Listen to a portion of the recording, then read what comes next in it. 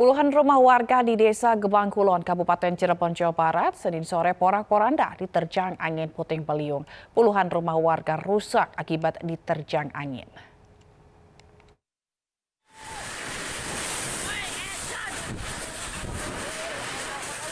Inilah video amatir milik warga saat terjadi angin kencang yang melanda Desa Gebang Kulon, Kabupaten Cirebon, Senin sore.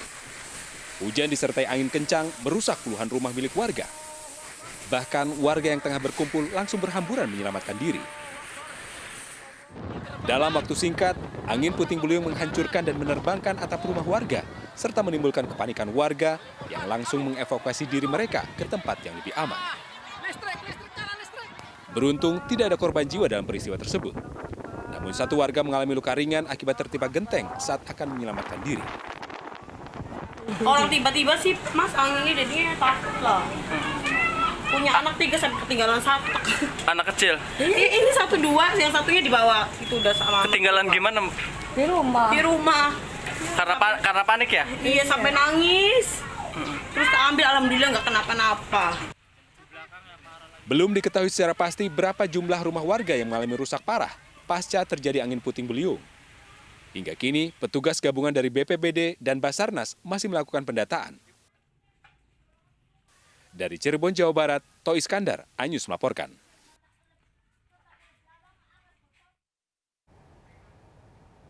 Hujan dengan intensitas tinggi yang berlangsung sejak Senin sore membuat sejumlah desa di Bojonegoro, Jawa Timur diterjang banjir bandang.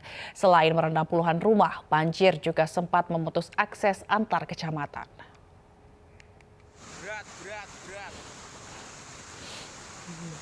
Banjir bandang melanda Kecamatan Dander, Kabupaten Bojonegoro, Jawa Timur, Senin sore. Lu nggak tahu ya, gue habis Derasnya tiktokan. luapan air sungai memutus jalan penghubung Kecamatan Dander dan Kecamatan Ngasem, Bojonegoro. Banjir dengan ketinggian lebih dari 50 cm ini akibat hujan deras yang berlangsung selama 2 jam. Puluhan rumah di desa Ngumpak Dalem, Kecamatan Dander, hingga desa Sembung dan Bangilan, Kecamatan Kapas, tergenang banjir. Meski demikian, warga masih bertahan di rumah sambil menunggu banjir surut. Biasanya Ada 2 jam? 1 jam, 2 jam. Oh, 2 jam ya? Tapi ini air dari sini apa? Dari kiriman Pak? Nggih? Air kiriman dari sana. Dari Dander ya? Ini parah kok. Sini banyak yang kena Pak banjirnya? Ini parah. Nggih.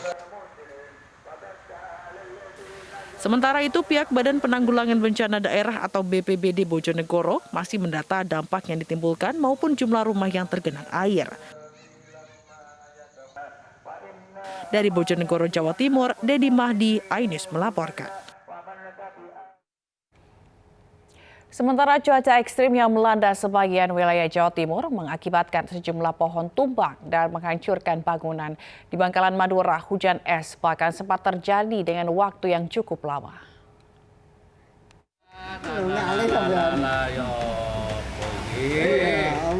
Warga merekam hujan es yang menerjang kawasan Labang, Bangkalan Madura, Jawa Timur. Sebuah pos bahkan roboh usai diterpa angin kencang. Hujan es dengan durasi cukup lama sempat membuat warga kebingungan. Angin kencang dan hujan deras juga membuat sejumlah pohon besar tumbang di sepanjang jalan menuju jembatan Suramadu. Petugas BPBD, Damkar hingga kepolisian bekerja sama untuk mengevakuasi batang pohon yang menutup jalan. Evakuasi pohon ini berlangsung selama 2 jam dan sempat terjadi kemacetan. Kurang lebih ada 7 pohon tumbang dari utara sampai dengan selatan jalur akses Suramadu. Anginnya kencang tadi?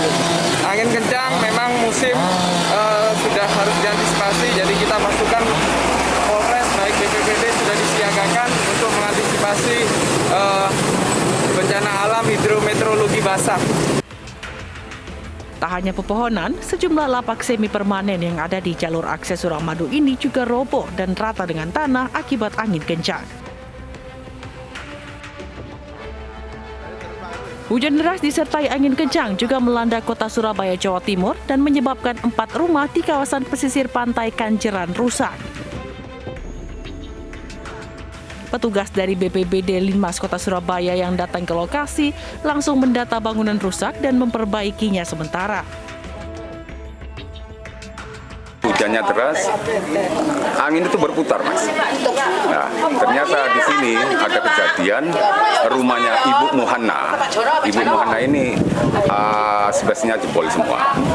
Lemparan dari asbes itu mengenai tetangga-tetangga. Selain rumah, beberapa pohon besar yang berada di kawasan pesisir pantai Kenjeran juga roboh diterjang angin kencang.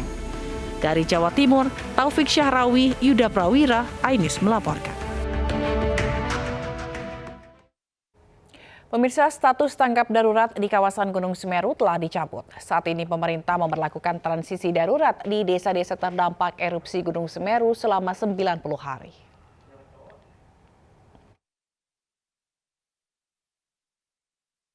Status tanggap darurat di kawasan Gunung Semeru, Lumajang, Jawa Timur telah dicabut dan diganti masa transisi darurat di desa-desa terdampak erupsi selama 90 hari. Perpanjangan masa tanggap darurat telah berakhir pada 24 Desember 2021 dan berlanjut fase transisi menuju pemulihan. Salah satu prioritas pada fase ini yaitu percepatan relokasi hunian sementara. Pola operasi yang akan diprioritaskan, yang pertama adalah relokasi huntara, percepatan relokasi huntara, pembangunan itu. Kemudian yang kedua sodetan dengan jembatan, ya, percepatan pembangunan jembatan, baik jembatan gantung maupun jembatan permanen di Geladak Perak. Kemudian perbaikan fasilitas kebutuhan pengungsi. Berdasarkan data Pos Komando Penanganan Darurat Bencana Erupsi Semeru, tercatat total rumah rusak mencapai 1.027 unit. Rumah rusak tersebar di Desa Sumberwuluh, Kecamatan Candipuro, dan Desa Sapit Urang, Kecamatan Pronojiwo. Saat ini pemerintah daerah terus melakukan persiapan relokasi hunian sementara bagi warga terdampak. Sementara jumlah total warga yang mengungsi berjumlah 9.417 jiwa yang tersebar di 402 titik. Total korban meninggal dunia mencapai 51 orang.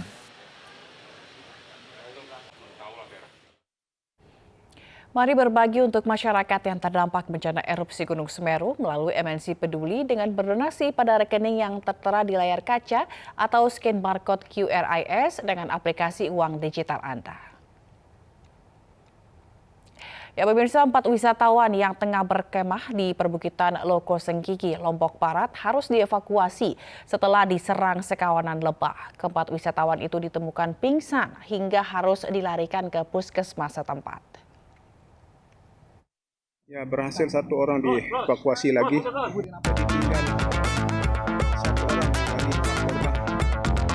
Satu persatu, wisatawan yang sedang berkemah di Bukit Loco Senggigi, Lombok Barat ini harus dievakuasi petugas. 4 wisatawan ini ditemukan dalam keadaan pingsan setelah diserang oleh kawanan lebah. Tim damkar dan Satpol PP setempat dikerahkan untuk melakukan evakuasi dengan menggunakan peralatan seadanya.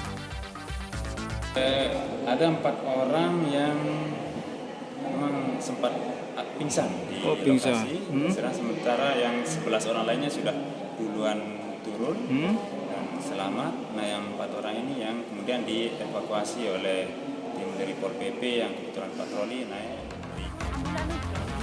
Keempat korban merupakan pencinta alam, warga Batu Layar yang rutin menggelar kegiatan perkemahan di Bukit Loco Senggigi. Mereka kini telah dipulangkan setelah mendapatkan perawatan medis. Dari Lombok Barat, Nusa Tenggara Barat, Bu Zakir, iNews melaporkan.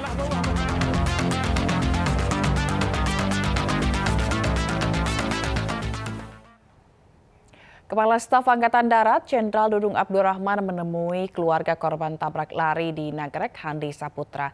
Kasat meminta maaf kepada keluarga korban dan menegaskan akan mengawal ketat kasus ini dengan tegas dan transparan.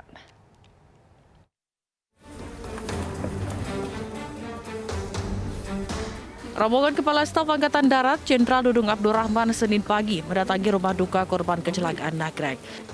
Kasat menemui orang tua korban Handi Saputra yang ditabrak oknum TNI AD, kemudian jasadnya dibuang di Sungai Serayu, Jawa Tengah. Usai bertemu keluarga Handi Saputra, Dudung menegaskan siap mengawal proses hukum yang melibatkan anggotanya secara terbuka dan transparan. Selaku pembina kekuatan Kepala Staf Angkatan Darat tentunya akan bertanggung jawab dan proses hukum berlanjut kepada oknum prajurit TNI Angkatan Darat yang terlibat. Terkait sanksi pemecatan, Kasat mendukung sanksi tersebut sambil menunggu keputusan peradilan militer. Akan mengurus administrasinya untuk dilakukan pemecatan. Karena memang menurut saya ini layak, karena apa yang dilakukan sudah di luar batas-batas kemanusiaan. Kasat juga memohon maaf kepada pihak keluarga akibat ulah oknum anggotanya yang telah mencoreng nama institusi TNI Angkatan Darat. Dari Garut, Jawa Barat, Ii Solihin, Ainis melaporkan. Sebelumnya, Kasat Jenderal Dudung Abdurrahman juga mendatangi rumah Salsabila, pasangan Handi yang menjadi korban tabrak lari di Nagrek. Kasat juga sempat berziarah ke makam Salsabila.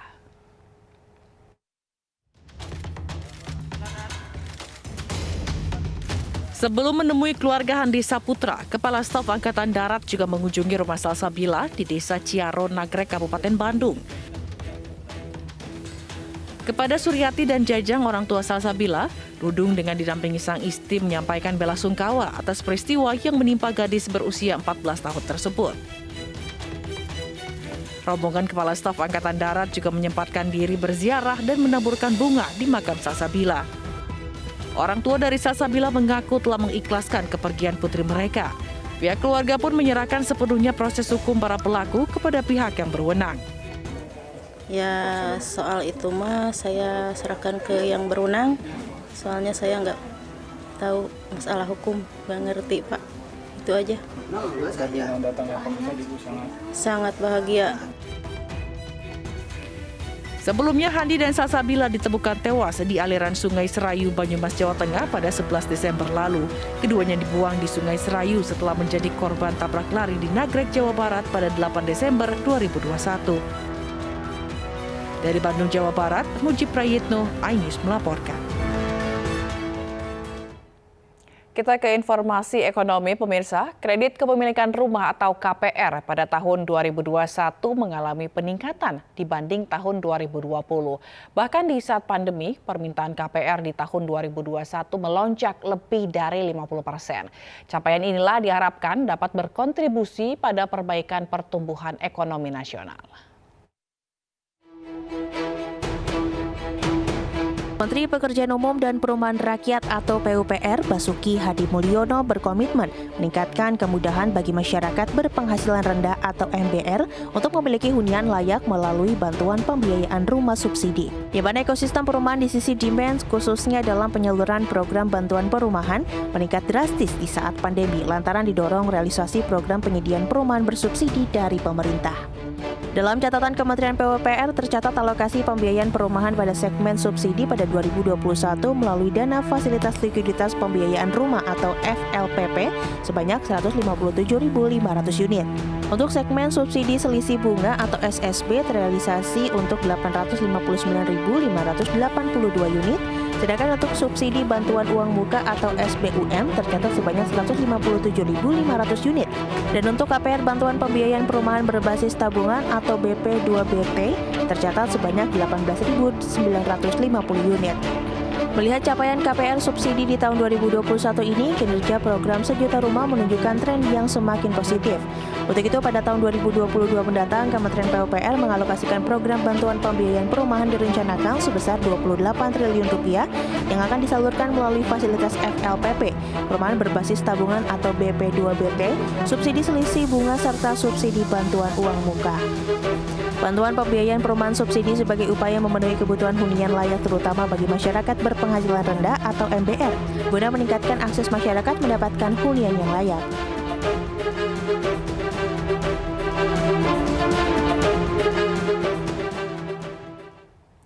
Sementara itu, laju bisnis properti di tahun 2021 secara rata-rata mengalami pertumbuhan 15%. Namun demikian, laju pertumbuhan tersebut mengalami keterhambatan karena adanya perubahan IMB menjadi persetujuan bangunan gedung. Kalangan pelaku usaha real estate Indonesia menyatakan laju bisnis properti di sepanjang tahun 2021 secara rata-rata mengalami pertumbuhan 15%. Penopang pertumbuhan ini dipastikan Ketua Umum Real Estate Indonesia Paulus Totok karena adanya peningkatan pembelian klaster rumah menengah. Namun demikian, pertumbuhan pembangunan di klaster rumah menengah ini mengalami keterlambatan karena belum dikeluarkannya aturan daerah terkait perubahan IMB menjadi persetujuan bangunan gedung. Untuk kelas menengah dan menengah atas, sementara ini juga kita meningkat memang di tahun 2021, jadi realisasi kita cukup signifikan karena dibantu pemerintah melalui BPN ditanggung pemerintah, BPNDTP istilahnya. Tapi di dalam realisasinya ini terjadi hambatan masalah berubahnya sesuai dengan Undang-Undang Cipta Kerja dari IMB menjadi PPG. Jadi dari izin mendirikan bangunan menjadi persetujuan bangunan itu kita mengalami perubahan. Sementara untuk klaster rumah sederhana bersubsidi dan rumah mewah di sepanjang tahun 2021, REI mencatat masing-masing mengalami penurunan hingga 30% dan 50%. Penurunan ini dikarenakan adanya penurunan jumlah kuota serta peraturan perbankan yang cukup menghambat administrasi pembangunan.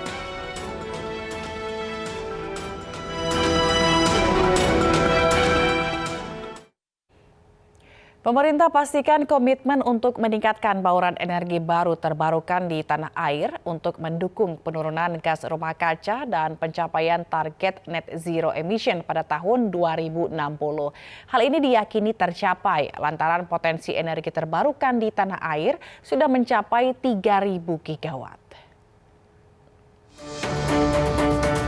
Indonesia melalui Kementerian Energi dan Sumber Daya Mineral atau ESDM menegaskan untuk melakukan penurunan gas rumah kaca dan berkontribusi pada pencapaian net zero emission dunia pada tahun 2060 dari energi fosil ke energi terbarukan. Hal ini diyakini Menteri ESDM Arifin Tasrif lantaran potensi energi terbarukan di tanah air terbilang besar. Arifin mencatat potensi EBT di tanah air lebih dari 3.000 gigawatt yang terdiri dari energi surya, angin, hidro, panas bumi, hingga laut. Selain itu, pemerintah juga telah melakukan sejumlah dialog ke sejumlah negara mengenai perspektif baru teknologi energi baru terbarukan yang bisa dikembangkan di Indonesia, di mana potensi EBT ini menjadi faktor utama menuju net zero emission dengan pengembangan PLTS dan PLTU secara bertahap, hingga melakukan pemanfaatan kompor listrik, kendaraan listrik berbasis baterai, dan pengembangan interkoneksi jaringan gas bumi.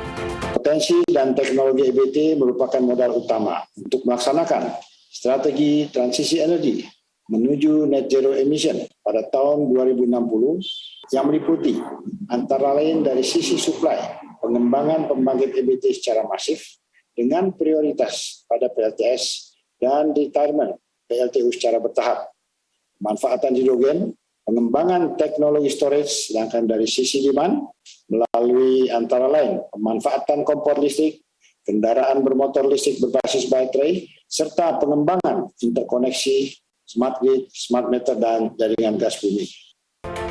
Di sisi lain, meski membutuhkan investasi lebih besar yang diproyeksikan sebesar 1 triliun US dollar Amerika Serikat pada tahun 2050 atau sebesar 25 miliar dolar Amerika per tahun, upaya mendukung capaian bauran energi ini sekaligus mendorong transisi energi.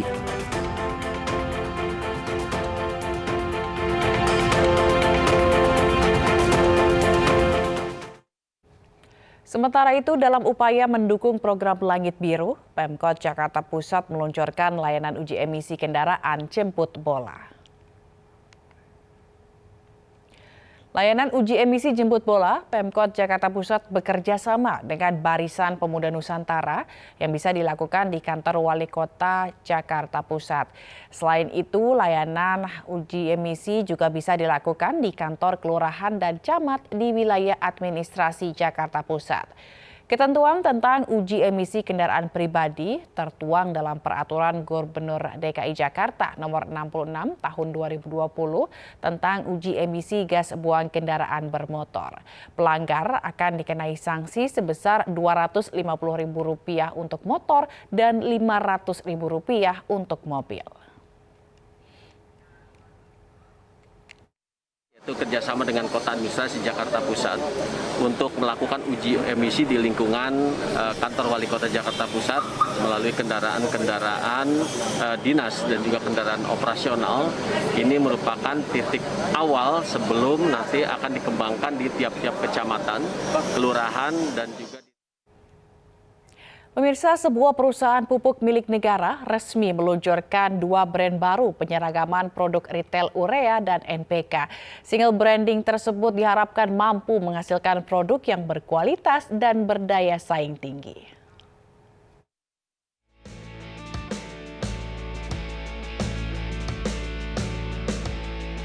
Dalam rangka memudahkan akses pelanggan terhadap produk retail, PT Pupuk Indonesia Persero resmi meluncurkan penyeragaman produk urea dan NPK dengan brand baru, yakni Urea Nitrea dan NPK Pons K+.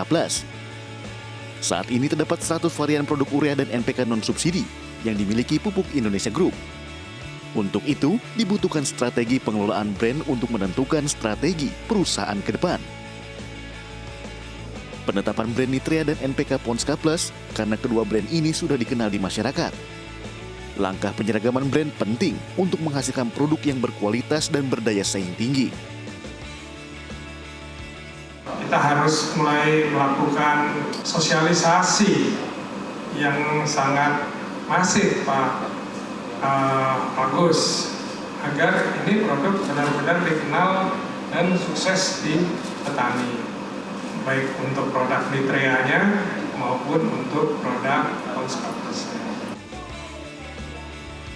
Dengan adanya single brand branding ini, diharapkan dapat meningkatkan loyalitas pelanggan PT Pupuk Indonesia. Dari Jakarta, Rizka Ayu, Purwadi Hartono, iNews melaporkan.